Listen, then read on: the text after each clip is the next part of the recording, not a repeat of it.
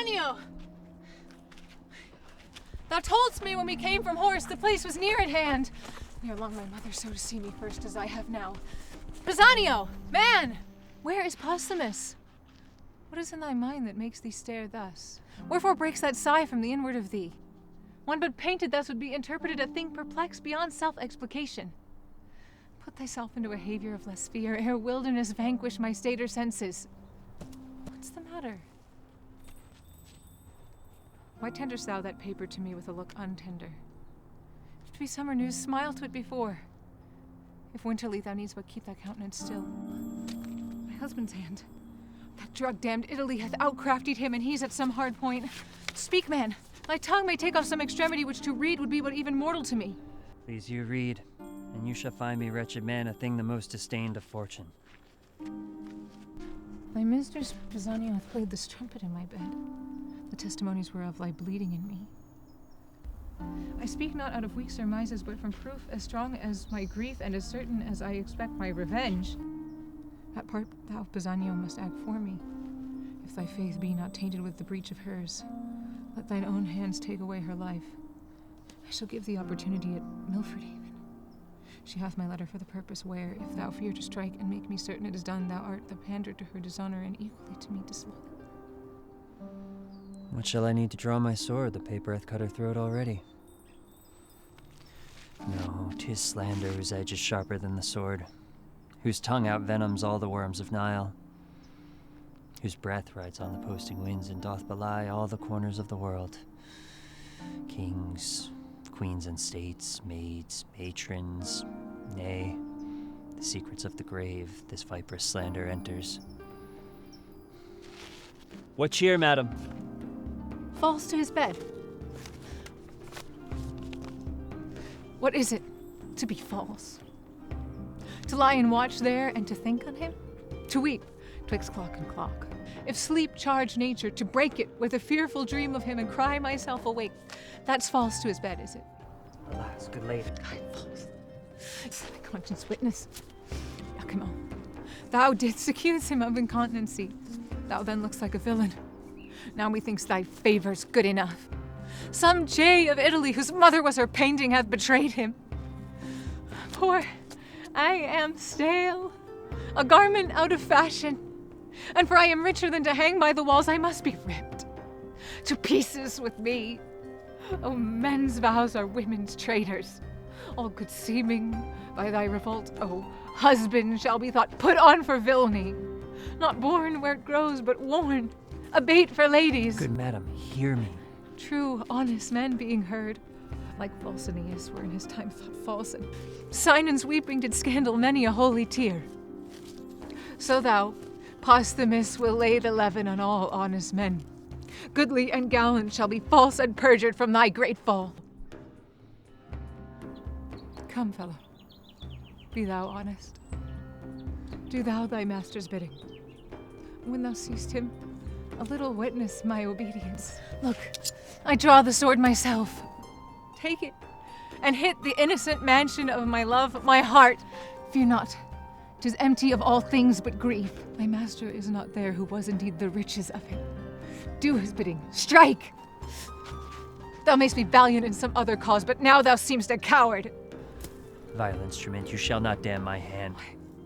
I must die. And if I do not by thy hand, thou art no servant of thy master's. Against self-slaughter there is a prohibition so divine that cravens my weak hand. Come, here's my heart. Something's afoot.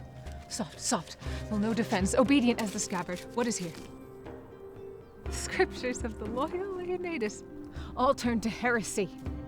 Away, corrupters of my faith, you shall no more be stomachers to my heart.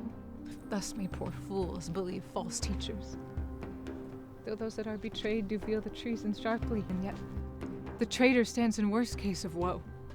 And thou, Posthumus, thou that didst set up my disobedience against the king my father and make me put into contempt the suit of princely fellows, shall hereafter find it is no act of common passage, but a strain of rareness. And I grieve myself to think when thou shalt be disedged by her that now thou tirest on, how thy memory will then be panged by me. Prithee dispatch. The lamb entreats the butcher. Where's thy knife? Thou art too slow to do thy master's bidding when I desire it too. O gracious lady, since I have received this command to do this business, I have not slept one wink. Do it, and to bed then. I'll wake mine eyeballs blind first. Wherefore then didst undertake it? Why hast thou abused so many miles with a pretense? This place, mine action and thine own, our horses' labor, the time inviting thee, the perturbed court for my being absent, whereunto I never purpose return.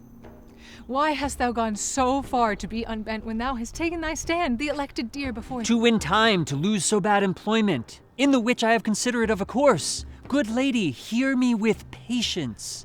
Talk thy tongue weary. Speak. I have heard I am a strumpet, and my ear therein false struck can take no greater wound nor tent to bottom that. But speak. Then, madam, I thought you would not back again. Most like bringing me here to kill me. Not so, neither. But if I were as wise as honest, then my purpose would prove well. It cannot be but that my master is abused. Aye, some villain, and singular in his art, hath done you both this cursed injury. Some Roman courtesan? No, on my life, I'll but give notice that you are dead, and some bloody sign of it, for 'tis commanded I should do so. You shall be missed at court, that shall well confirm it. Why, good fellow, what shall I do the where?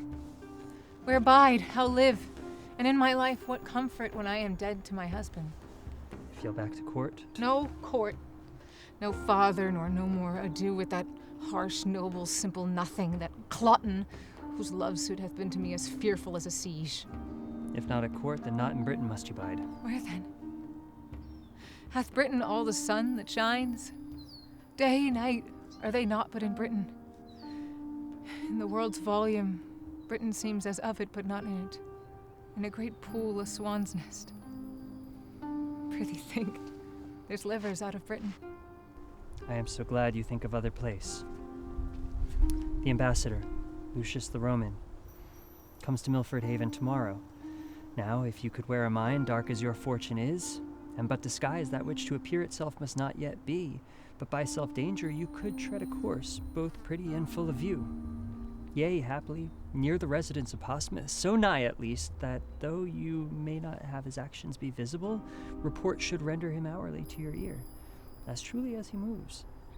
Oh, for such means. Though peril to my honor, not death on it, I would adventure. Well then, here's the point. You must forget to be a woman. Change command into obedience. Fear and niceness into a waggish courage. Ready in jibes, quick answered, saucy and as querulous as the weasel. Nay, you must forget that rarest treasure of your cheek, exposing it to the greedy touch of common kissing Titan, and forget your laborsome and dainty trims wherein you made great Juno angry. Nay, be brief. I see unto thy end and am almost a man already. First, make yourself but like one. For thinking this, I have already fit. 'Tis in my cloak bag. Doublet, hat, hose, and all that answer to them. Would you in their serving, and with what imitation you can borrow from youth of such a season? For noble Lucius, present yourself. Desire his service, tell him wherein you're happy. Doubtless, with joy he will embrace you, for he's honorable, and doubling that most holy. Your means abroad, you have me rich, and I will never fail beginning nor supplement. Thou art all the comfort the gods will diet me with. Prithee away. There's more to be considered, but will even all that good time will give us. This attempt I am soldier to, and I will abide it with a prince's courage. Away, I prithee. Well, madam, we must take a short farewell, lest, being missed, I be suspected of your carriage from the court.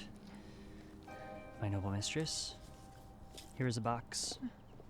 I had it from the queen. What's in it is precious. If you're ever sick at sea or stomach-qualmed at land, a dram of this will drive away distemper. To some shade, and fit you to your manhood. And may the gods direct you to the best. Amen. I thank thee.